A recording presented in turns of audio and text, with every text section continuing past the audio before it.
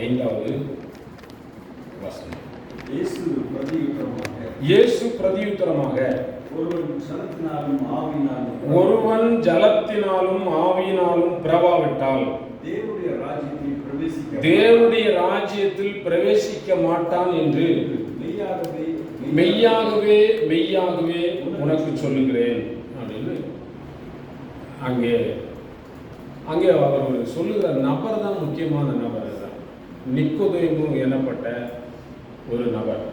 இந்த நிக்கோதேமு, நான் இதை குறித்து இன்றைக்கு யோசனை பண்ணிக்கிட்டே தியானிச்சுட்டே இருக்கும்போது சில காரியங்கள் ஞாபகத்துக்கு வந்தது.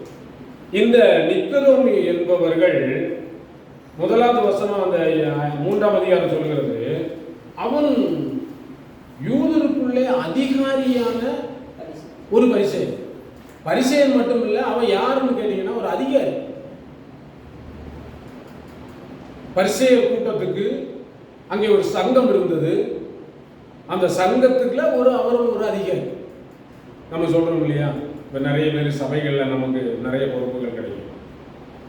பொருளாளர், ட்ரெஸரு, அவர், இவர், டீக்கன், இப்படி நிறைய பதவிகள் நமக்கு கிடைக்கும். அதுபோல இவருக்கும் அன்னைக்கு ஒரு 10வது வசனம் சொல்லுகிறது, அவர் ஒரு போதகர். 10வது வசனம், நீ இஸ்ரவேல்ல போதகனா இருந்தோம், இவைகளை அறியாமல். பாருங்க, இவர் ஒரு போதகர்.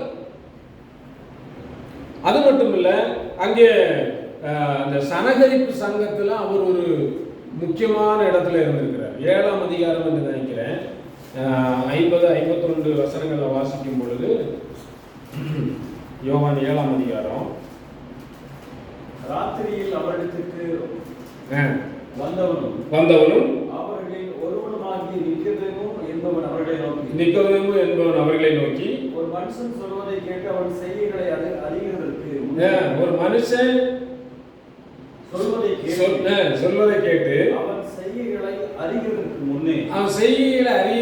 முன்னே அவனை ஆக்கினைக்கு உட்படுத்தலாம் என்று நம்முடைய நியாயப்பிரமாணம் சொல்லுகிறதா? பாருங்க, சங்கத்திலேயே கேள்வி, சனகரிப்பு சங்கத்திலேயே இவர்களெல்லாம் சேர்ந்து இயேசுவை பிடிக்கணும், அடிக்கணும், கொல்லணும்னு சொல்லும்போது விசாரிச்சு என்ன ஏதுன்னு தெரியறதுக்கு முன்னாடி தண்டனை கொடுக்கலாமா அப்படின்னு கேள்வி கேட்கிற இடத்துல ஒரு அதிகாரி. இவர் சாதாரண ஆள் கிடையாது. நான் இதை தியானித்துக் கொண்டிருக்கும் பொழுது ஒரு காரியம் ஞாபகத்துக்கு வந்தது. நீங்களும் நானும் இயேசுவால் கவன ஈர்ப்பு செய்யப்பட வேண்டுமே. ஆனால் சில விஷயங்கள் நம்மிடத்திலே காணப்பட வேண்டும். அங்கே பதஸ்தா குளத்தங்கரையில 18 வருஷமா 38 வருஷம் இல்லையா, 38 வருஷமாய் ஒரு மனுஷன் கிடையாது கிடக்கிறான். ஒரு மனுஷனா கிடந்தான், நிறைய பேர் இருந்தாங்க. நான் அவனுக்கிட்ட மட்டும் போய் இயேசு கேட்க வேண்டிய காரணம் என்ன? இன்றைக்கு அவரை ஆராதிப்பதற்கு நிறைய பேர் வந்திருக்கலாம்.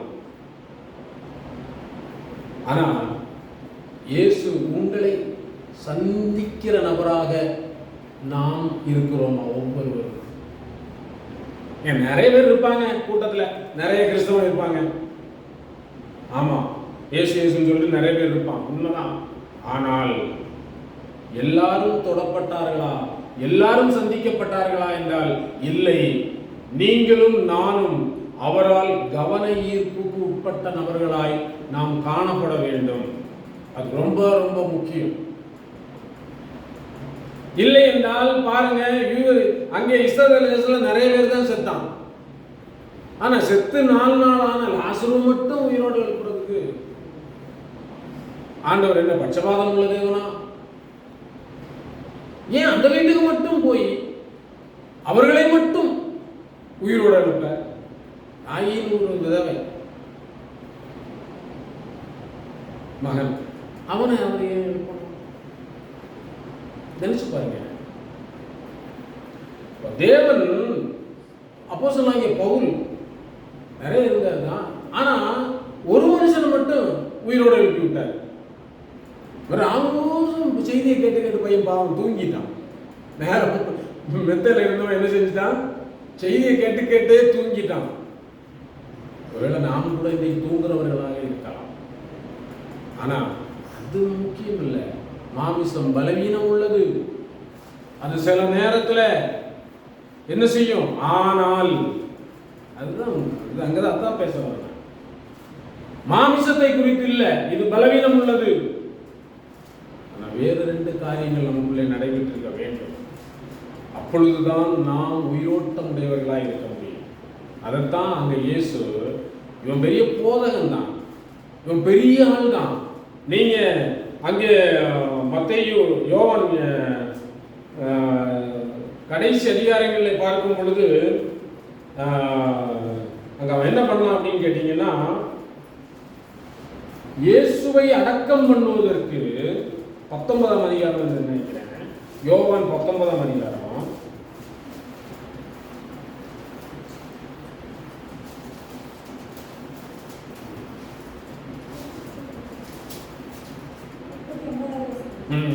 அவன் ஆரம்பத்திலே ஒரு ராத்திரியில் இயேசுவினிடத்தில் வந்திருந்த நிக்கதோமு என்பவன் வெள்ளை போளம் கரிய போளமும் கலந்து ஏறக்குறைய 100 ராத்தல் கொண்டு வந்தான். அவர்கள் இயேசுவின் சரீரத்தை எடுத்து முறைமையின்படியே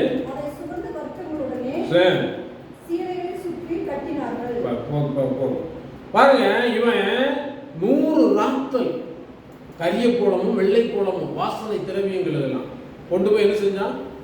இயேசுடைய சரீரத்தை அவர்கள் அங்கே எடுத்து யோசேப்பு என்கிற நபர் என்ன செஞ்சாராமா? பிலாத்துட்ட போய் அந்த சரீரத்தை கேட்டு வாங்குறாரு. இவர் ஒரு 100 ராத்தல் என்று சொல்லப்படுகிறது. ஒரு ராத்தல் என்பது 1 கிலோ 135 கிராம், கிட்டத்தட்ட ஒரு 100 கிலோவுக்கு மேலே, 110 கிலோவுக்கு மேலே கொண்டுட்டு போயிருக்காரு பாருங்க. அப்போ அவருக்கு இருதயத்தில் எப்பொழுது ஒரு அந்த ஈர்ப்பு அந்த இது இருந்ததுனால இந்த காரியத்தை செய்ய முடிந்தது. இப்படிப்பட்ட ஒரு நபர்களைத்தான் தேவன் தேடி வர முடியும். இவர் இஸ்ரவேல்ல போதகனா இருக்காரு. ஆனா இயேசுவிடத்துல மெதுவா கேட்கிறாரு.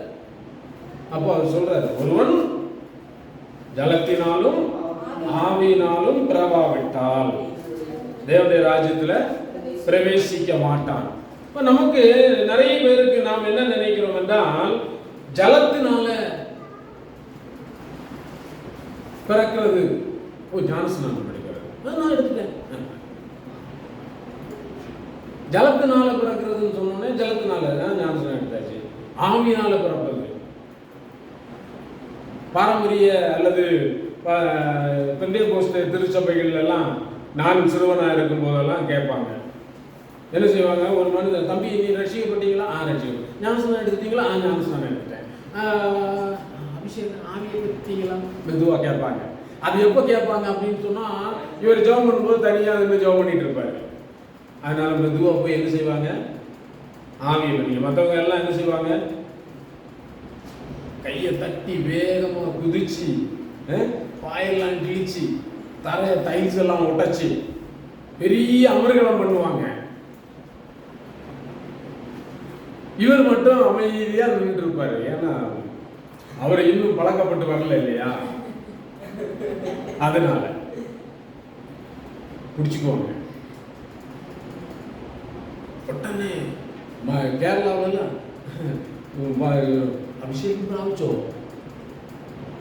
பிராவிச்சோன்னு கேட்பாங்க. பாருங்க, எல்லாரையும் கேட்டுருவாங்க. அபிஷேகம் பிராவிச்சால் பின்ன பயங்கர பிரச்சனையாக தான் இருக்கும். நான் நிறைய மலையாள செய்திகள் கூட்டங்கள் எல்லாம் பார்த்துருக்கிறேன். சத்தம் இதெல்லாம் தான் அவங்க அபிஷேகம் என்று சொல்லுகிறார்கள். வேகமா பேசுறத என்ன செய்ய வேண்டியது? நம்ம அகத்தியன் கிண்டல் பண்ணுவார் பாருங்க, அது போலதான் வேகமா கடகடான்னு பேசி வேகமா பேசி அல்லேலூயா. நான் சிலருடைய ஆராதனையில கேட்டிருக்கேன், அல்லேலூயா சொல்ல மாட்டாங்க மக்கள். அமைதியாக இருப்பாங்க. இவங்க மறுபடியும் உசுப்பேற்றி சொல்ல வைப்பாங்க. ஏதோ ஒன்று சொல்லி இல்லை எல்லாம் அல்லையா சொல்லுங்க அப்படின்னு பாருங்க. அதனால அந்த மக்கள் அப்படியே பழகிட்டாங்க. உடனே ஆவி கிடைச்சிருச்சுன்னு நினைக்கிறாங்க. இல்லை, இங்கே ஆண்டவர் சொல்லுகிறார், இந்த ஆவின்னா என்ன? சுத்த ஜலம்னா இவர் இஸ்ரவேல்ல ஒரு போதகனாகவே இருக்கிறார். பாருங்க, அங்கே ஒரு வசனத்தை வாசிப்போம். எசேக்கியேல்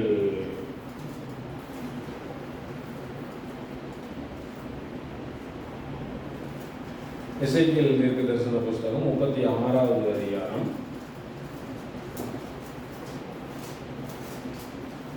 24 முதல் 27 வசனங்களை படிங்க. நான் உங்களை புறஜாதிகளிடத்திலிருந்து அழைத்து உங்களை சகல தேசங்களிலும் இருந்து சேர்த்து உங்கள் சுய தேசத்திற்கு உங்களை கொண்டு வருவேன். பாருங்க, சகல தேசங்களிலும் இருந்து சேர்த்து உங்கள் சுய தேசத்துக்கு உங்களை கொண்டு வருவேன். அப்பொழுது நான் உங்கள்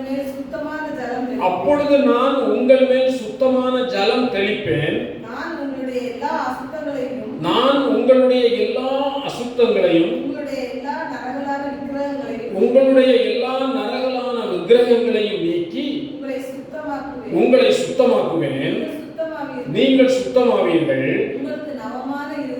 உங்களுக்கு நவமான இருதயத்தை கொடுத்து உங்கள் உள்ளத்திலே புதிதான ஆவியை கட்டளையிட்டு கல்லான இருதயத்தை உங்கள் மாமிசத்திலிருந்து எடுத்து போட்டு சதையான இருதயத்தை உங்களுக்கு கொடுப்பேன். உங்கள் உள்ளத்திலே என் ஆவியை வைத்து உங்களை என் கட்டளைகளில் நடக்கவும் என் நியாயங்களை கைக்கொள்ளவும் அவைகளின்படி செய்யவும் பண்ணுவேன் அப்படின்னு எசேக்கியேல் தீர்க்கதரிசி அங்கே எசேக்கியேல் தீர்க்கதரிசியை கொண்டு தேவன் பேசுகிறார். இதை இவர் நிக்கோதேமு இவர் போதகராக இருந்தபடியினால் எடுத்து பேசியிருப்பாரா இல்லையா? இந்த வசனங்களை நிக்கோதேமு போதகராக இருந்தபடியினாலே அங்க தேவாலயங்களிலே அவர் பேசியிருப்பார் தானே. எப்படி பேசினார்? அப்போ ஒண்ணுமே அறியாம இந்த வசனத்தை பேசியிருக்கிறார். சுத்த ஜலம் தெளிப்பேன், உங்களை கழுவேன், உங்களை எல்லா சகல தேசத்துக்கும் கூட்டிட்டு வருவேன், உங்களுக்கு கல்லான இருதயத்தை எடுத்துட்டு சதையான இருதயத்தை கொடுப்பேன், உங்கள் ஆவியை வைப்பேன். இது எல்லாமே அவர் எந்த விஷயமும் இல்லாம சும்மா பேசியிருப்பாருன்னு நினைக்கிறேன். எதுவுமே தெரியாம சும்மா பேசியிருப்பார். அதனாலதான் ஆண்டவர் இயேசு கேட்கிறாரு, நீ போதகனா இருந்த இது உனக்கு தெரியலையா அப்படி என்று கேட்டுவிட்டு அங்கே ஆண்டவர் அவனோடு பேசுகிறார். பாருங்க, அங்கே 8வது வசனத்தை பாருங்க. காற்றானது தனக்கு இஷ்டமான இடத்துல வீசுகிறது, அதன் சத்தத்தை கேட்கிறாய், ஆயினும் அது இன்ன இடத்திலிருந்து வருகிறது என்றும் அது இன்ன இடத்துக்கு போகிறது என்றும் உனக்கு தெரியாது. ஆவியினால் பிறந்தவன் எவனோ என்றார். இதை வாசித்தப்போ ஏதாச்சும் புரிஞ்சா நமக்கு? ஆனா அடுத்த வசனத்தை படிங்க. அதற்கு நிக்கோதேமு அப்ப அவனு என்ன புரிஞ்சிருக்கு பாருங்க. நிக்கோதேமுக்கு ஒரு விஷயம் புரிஞ்சிருக்கிறது. இது எப்படி ஆகும்? சாதாரணமா இருக்கிற ஒரு மனுஷன் எப்படி மறுபடியும் பிறப்பான்? அதான் ஒரு கேள்வி. இது எப்படி நடக்கும்? மறுபடியும் தாய் கர்ப்பத்தில் போய் பிறப்பானோ அப்படின்னு கேட்கிறார். இல்ல, அப்படி இல்லைடா நிக்கோதேமு, அது ஜலத்தினாலும் ஆவியினாலும் பிறக்கணும் அப்படின்னு சொல்லு. அப்படியா? அவனுக்கு ஒண்ணுமே விளங்கல. அது எப்படி? அடுத்து பேசணும்னே சொல்றாரு. காற்றானது போகுது வருது. இது எதற்கு ஒப்பா இருக்கிறது? இன்றைக்கு நம்முடைய கண்கள் கூட கூடாக்கப்பட்டிருக்கிறது. இதை சொல்லிவிட்டு அதுக்கு கீழே ஆண்டவர் சொல்றாரு பாருங்க. 11வது வசனம். மெய்யாகவே மெய்யாகவே நான் உனக்கு சொல்லுகிறேன், மெய்யாகவே மெய்யாகவே நான் உனக்கு சொல்லுகிறேன், நாங்கள் அறிந்திருக்கிறதை சொல்லி நாங்கள் அறிந்திருக்கிறதை சொல்லி நாங்கள் கண்டதை குறித்து சாட்சி கொடுக்கிறோம். நாங்கள் கண்டதை குறித்து சாட்சி கொடுக்கிறோம். நீங்களோ எங்கள் சாட்சியை ஏற்றுக்கொள்கிறதில்லை. பூமிக்கு அடுத்த காரியங்களை நான் உங்களுக்கு சொல்லியும் பூமிக்கு அடுத்த காரியங்களை நான் உங்களுக்கு சொல்லியும் நீங்கள் விசுவாசிக்கவில்லையே. பரம காரியங்களை உங்களுக்கு சொல்வேன், பரம காரியங்களை சொல்வேனே ஆனால் எப்படி விசுவாசி? எப்படி ஆண்டவர் சொன்னது காற்றானது தனக்கு இஷ்டமான இடத்துல வருது போகுது, அது வரத யாருக்கும் தெரியாது, எங்க போகுதுன்னு தெரியாது, எங்க இருந்து வந்ததுன்னு தெரியாது இப்படின்னு சொல்லும்போது அவனுக்கு ஒன்றும் விளங்கலை.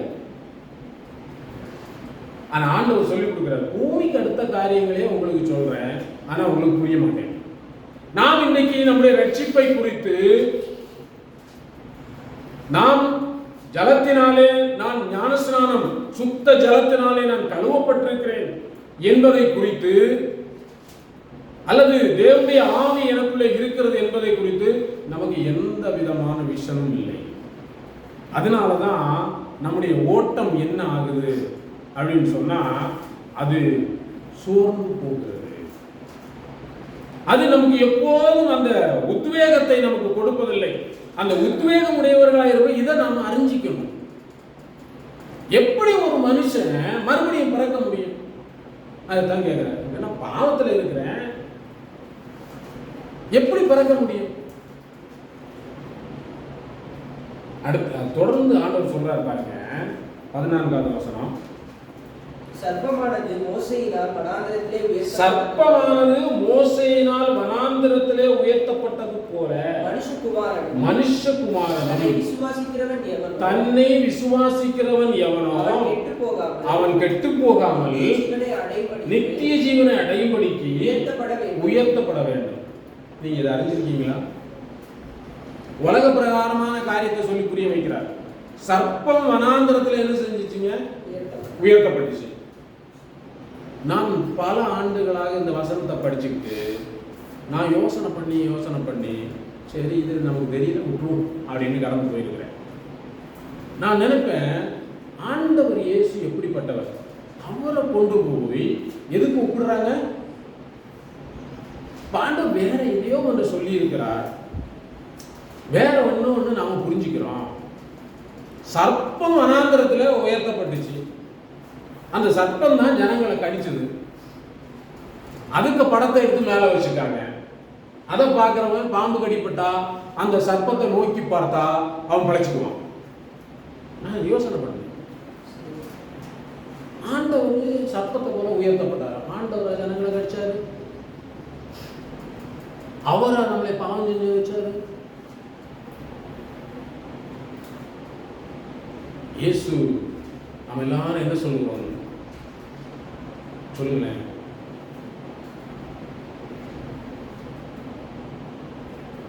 பாருங்க, வேதம் சொல்லுகிறது, ரோமர் 8ஆம் அதிகாரம்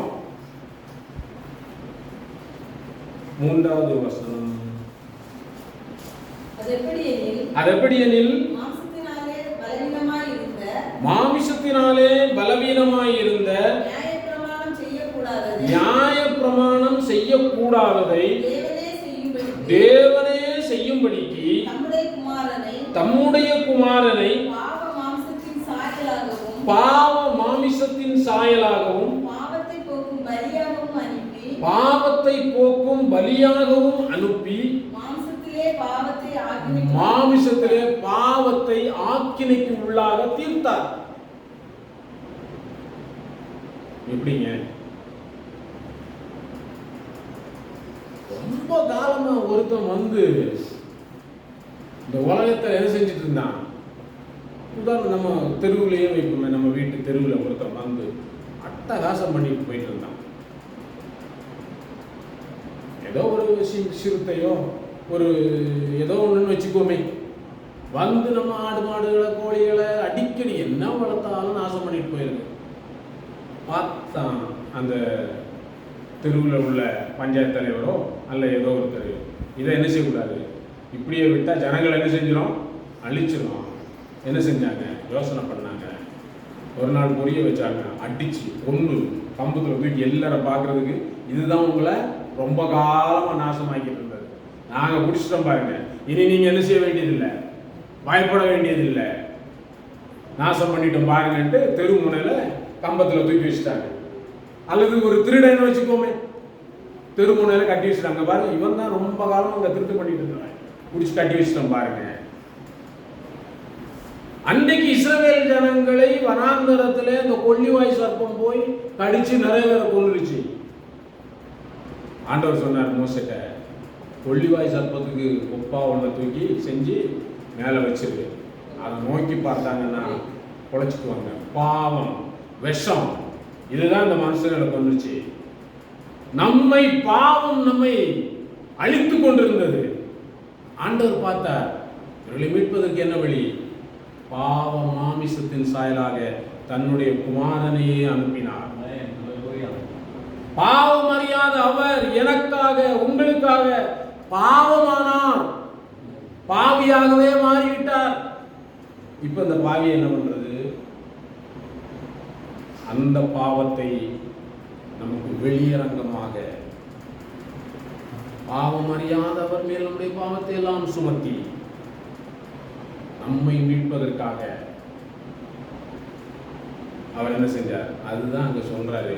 ஒருவன் ரட்சிக்கப்படணும்னா தொடர்ந்து அங்க பேசுறாரு பாருங்க. அவன் என்ன செய்ய வேண்டும்? ஆனால் 3ஆம் அதிகாரம் யோவான் 3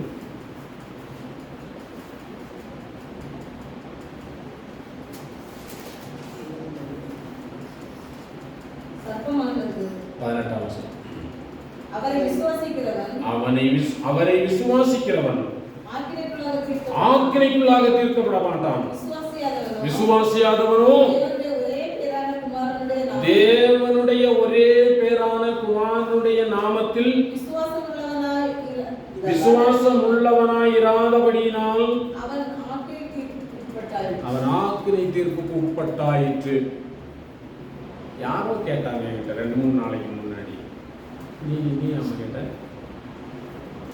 பாவம் செய்யாதவங்க, ஆண்டவர் அறியாதவங்க நிலை என்ன? சரி, நம்ம எல்லாம் அறிஞ்சு பாவம் செய்யறோம், நமக்கு அடி உண்டு. அறியாதவங்களை எப்படி ஆண்டவர் நியாயம் தீர்ப்பாரு? சொல்ல முடியுமா? இந்த வசனம் அதுதான் சொல்லுது. என்ன சொல்றாரு பாருங்க. தேவனுடைய ஒரே பேரான குமாரனுடைய நாமத்தில் விசுவாசம் உள்ளவனாய் இராதபடியினால் அவன் ஏங்க இந்த கொடுமை சொல்லுங்க.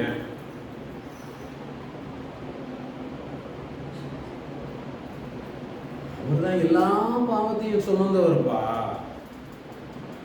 எப்படி நீ விசுவாசிக்காம இருப்ப? நீ மறுபடியும் எப்படி பிறக்காம இருப்ப? உன்னுடைய பாவத்தை எல்லாம் அவர் ஏற்றுக்கொண்டிருக்காரு. நீ பாம்பு கடி பட்டாச்சு, நீ நோக்கி பார்க்க வேண்டுமா, பார்க்க கூடாதா? அது அவருடைய கேள்வி. இஸ்ரவேல்ல போதகனா இருக்க, இது கூட உனக்கு தெரியலையா? அன்னைக்கு தீர்க்க தரிசனமாய் சொல்லப்பட்ட சுத்த ஜலத்தினாலே கழுவி என்னுடைய ஆவியை உனக்கு தந்து, அது ஒரு தியரியா இருந்துச்சு. இப்போ நம்முடைய கண்களுக்கு முன்பதாக அது பிராக்டிக்கலா கொண்டு வந்து நிறுத்தியாச்சு. ஒண்ணுமா நீ விசுவாசிக்க மாட்ட? தேவனுடைய கேள்வி அதுதான். இப்ப நாம் விர்ச்சுவலா ஒரு விஷயத்தை பார்த்ததுக்கு பிறகு அங்க அதனாலதான் சொல்றாங்க, கலாத்தியர்ல சொல்றாரு, கிறிஸ்து உங்கள் கண்களுக்கு முன்பு பிரத்யட்சமாய் சிலுவையில் அடிக்கப்பட்டவராக காணப்படுகிறாரே. நீங்க இவ்வளவு சீக்கிரமாக இந்த சத்தியத்தை விட்டு விலகி வேறொரு சத்தியத்துக்கு செவி கொடுக்க எப்படி உங்களுக்கு முடிஞ்சிச்சு? நான் மறுபடியும் பிறந்திருக்கிற அனுபவம் எனக்கு வர வேண்டும். ஏனென்றால் கிறிஸ்து என் கண்களுக்கு முன்பாகவே பாவியாக அவர் பரிகாச சிலுவையிலே அவர் என்ன செய்தார் என்றால் நமக்கு முன்பாக தூக்கி சாபமானார். பாவமறியாத அவர் நமக்காக சாபமாகி இருக்கிறார். மரத்திலே தூக்கப்பட்ட எவனும் சபிக்கப்பட்டவன். யாரையாவது மரத்துல தொங்க விடுவாங்களா? பெரிய கொடுமை செஞ்சவன தான் தொங்க விடுவாங்க. இப்ப என்ன சொல்றாருன்னா, பாவம் ஆக்கினைக்குள்ளாக தீர்க்கப்பட்டுருச்சு, உங்க பாவம் மன்னிக்கப்பட்டுருச்சு. நீங்க செய்யணும், அவரை விசுவாசிப்பது மட்டும்தான்.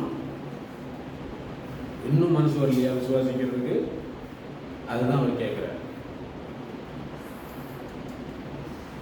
இரண்டாவது சொல்றாருங்க, ஆவி ஒளியானது 19ஆம் வசனம்,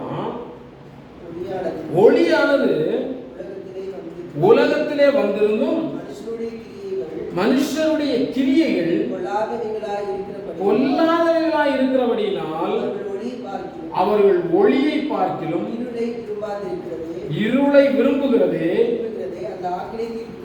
காரணமாய் இருக்கிறது. பொல்லாங்கு செய்கிற எவனும் ஒளியை பகைக்கிறான், கண்டிக்கப்படாதபடிக்கு ஒளியினிடத்தில் வராதிருக்கிறான். சத்தியத்தின்படி செய்கிறவனோ தன் கிரியைகள் தேவனுக்குள்ளாய் செய்யப்படுகிறது என்று வெளியாகும்படிக்கு வருகிறான். நீங்க இருதயத்தில் ஒரு ஆவி இருக்கு பாருங்க, இது சொல்லப்படுகிறது. ஏன் ஒளியிடத்தில் வர முடியல? கிரியை என்ன இருக்கு? பொல்லாததா இருக்கு. வெளிச்சத்துக்கு வந்தா என்ன செய்யப்படும்? கண்டிக்கப்படும். அப்போ உள்ளத்துல என்ன ஆவி இருக்கு? தேவன் நமக்கு ஒரு ஆவியை கொடுத்திருக்கிறார். அதை நாம் பெற்றிருக்க வேண்டும். அதுதான் நாம் இதை இன்னும் எளிதாக நாம் சொல்ல வேண்டுமே. ஆனால் நாம் ஒரு நாள் நமக்கு லீவு கிடைக்குது, வீட்டில் 2 பேர் 3 பேர் 4 பேர் இருக்கிறோம், எல்லாம் ஒரு வெளியே போகலாம் அப்படின்னு நினைக்கிறாங்க. ஒருத்தருக்கு மட்டும் அந்த ஆவி வரமாட்டேங்குது, வெளியில் போகணுங்கிற எண்ணம் வரமாட்டேங்குது. மற்ற 3 பேரும் என்ன செய்கிறாங்க? சந்தோஷமா என்னை கூட்டி போகிறோம் அப்படின்னு கிளம்பிட்டாங்க. ஒரு ஆள் மட்டும் பெரிய ஓட்டி கிளம்பிட்டாங்க அப்படின்னு ஒரு ஆள் மட்டும் இருக்குது. வேற வழி இல்லை, எப்படியோ கட்டி பிடிச்சி இழுத்து வண்டியில ஏற்றி கொண்டு போயாச்சு. இந்த ஆள் என்ஜாய் பண்ணுவான் ஊட்டிய, நினைச்சு பாருங்களேன். நம்ம இன்னைக்கு நிறைய பேர் நாம் ஆவியை பெறாமல் இங்க வந்திருக்கோம்.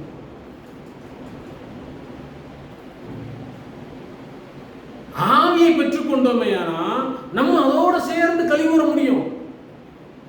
இயேசு எனக்காக சாபமானார், என்னை உயிர்ப்பித்தார், என் பாவங்களை எல்லாம் மன்னிச்சார், நான் இனி எப்படி வாழணும், ஐயோ எவ்வளவு கொடுமையிலிருந்து என்னை விடுதலை ஆக்கி இருக்கிறார். அவனுக்குள்ள அந்த ஆவி இருந்துச்சுன்னா அது துள்ளி குதிக்கும், அவன் ரொம்ப என்ஜாய் பண்ணுவான். அதுதான் ஆண்டவர் சொல்றாரு, ஆவியை பெறணும். இது 2 இருக்கணும். ரட்சிப்பு, நாம் மறுபடி பிறக்கணும், ஆவியை பெறணும். அது அப்போதான் நாம் அதை கொண்டாட முடியும்.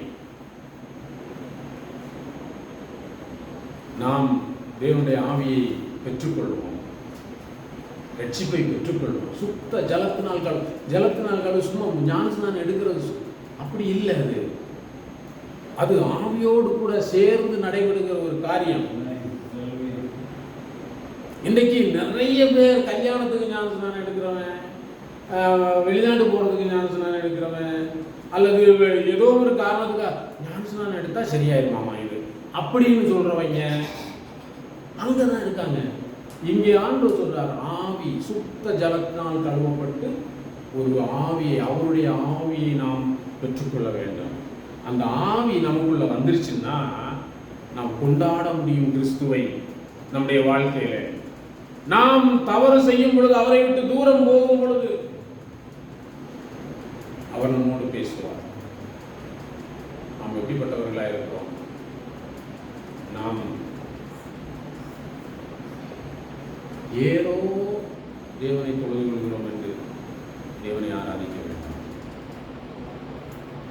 நாம் உள்ளத்திலே அவருடைய ஆவியோடு கூட, தேவன் நமக்கு தந்துள்ள பரிசுத்த ஆவியோடு கூட, தேவனுடைய பாவங்களை எல்லாம் மன்னித்தார். எப்படி மன்னித்தார்? சும்மா இல்லை, அவர் அதை ஏற்றுக்கொண்டு எனக்காக சாபமாய் சிலுவையிலே தொங்குகிறார்.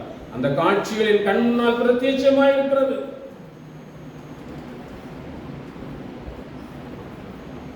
நான் எப்படி ஒளியினிடத்திலே வராதிருப்பேன்?